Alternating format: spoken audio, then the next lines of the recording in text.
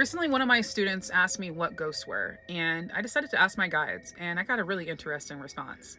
They told me that ghosts were basically energetic imprints after a traumatic event happened in that particular location.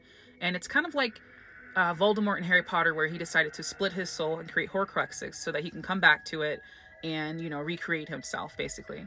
Well, ghosts do the same thing in a way, except they do it without even realizing it. Their soul splits based on the trauma that happened.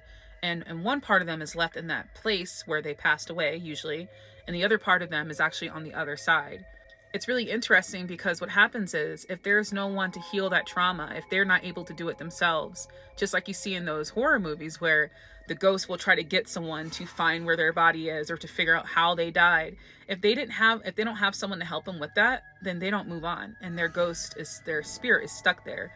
And I thought that was interesting because I had never heard of that as a definition of what a ghost is. And if you believe that you are being haunted right now and there's a specific spirit that's in your home and it's just driving you a little crazy, then the best thing for you to do is to let them know that, hey, this happened to you, especially if you know their story.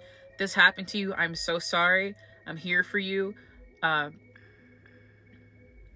but you make me uncomfortable and I want you to leave.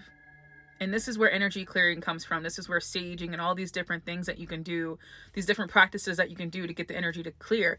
But one thing that people forget is actually telling the ghost that it's okay to move on, holding that compassion for that spirit, especially if something traumatic happened to them that led to their death. The best thing for you to do is have compassion for that specific spirit so that they can feel confident enough to move on.